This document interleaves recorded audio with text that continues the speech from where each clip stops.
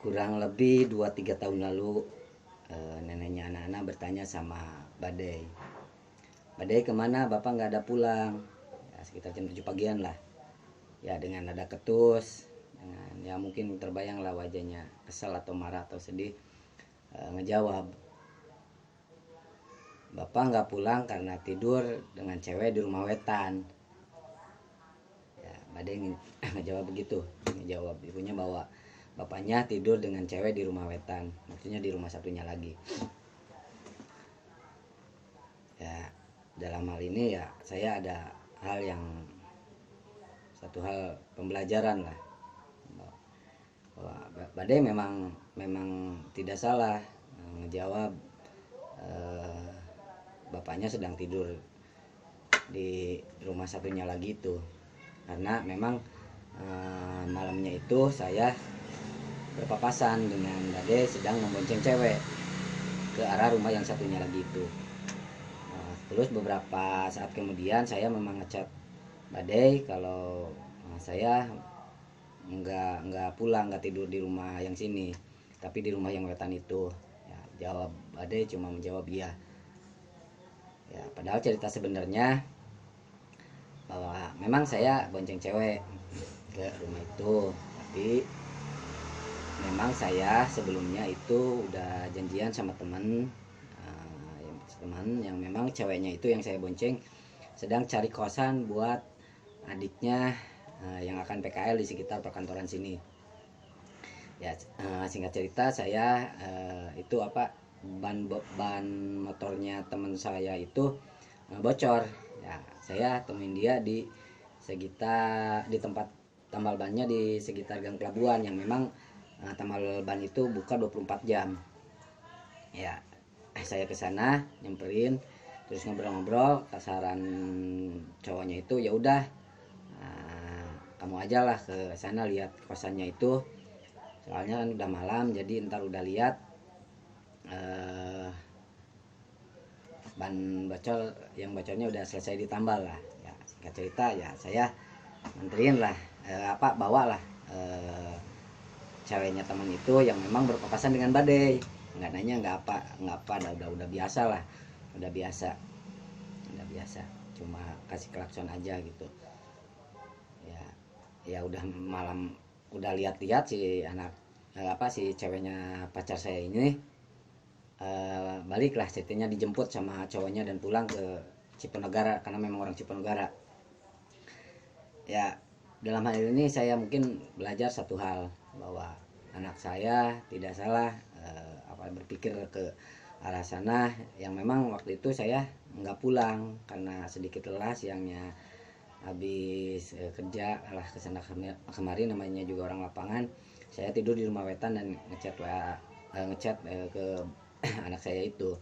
Ya Badai mungkin berpikir karena ngelihat saya sama cewek, terus bilang langsung beberapa saat bilang nggak pulang ke rumah, ya yang dipikirkannya bahwa bapaknya sedang tidur di rumah wetan sama cewek.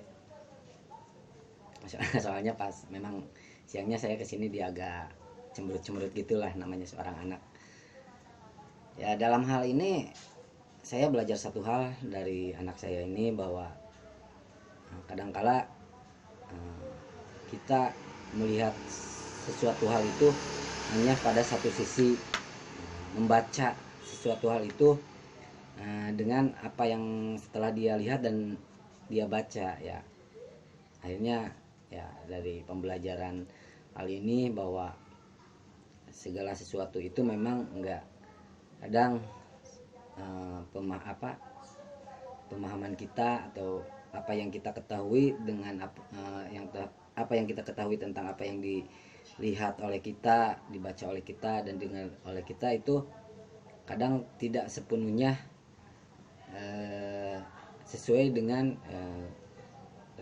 real keadaan yang sebenarnya. Ya dalam hal ini saya tidak menyalahkan anak saya, karena memang dia mungkin setelah saya melintas bawa cewek, terus beberapa saat saya nge-WA bahwa saya nggak pulang dan tidur di rumah wetan itu. Ya Badai nggak salah, saya nggak nyalain anak saya. Ya dia menjelaskan apa yang dia lihat dan dia baca. Tapi di sini juga saya belajar bahwa saya tidak merasakan tidak peka lah terhadap seorang anak yang waktu itu memang menjawab cuma iya gitu aja. Saya jong-jong aja di wetan tidur gitu tidur karena anak saya memang tidur di rumah yang ini di atas. Ya saya tidak peka lah. Ya dari sini saya belajar sikap saya pada anak saya. Ya sampai saat ini di ceritain ini saya belum menceritakan pada anak saya hal yang sebenarnya terjadi saat itu. Ya udahlah, saya kalau udah agak besar saya jelasin mungkin dengan bahasa canda gitu.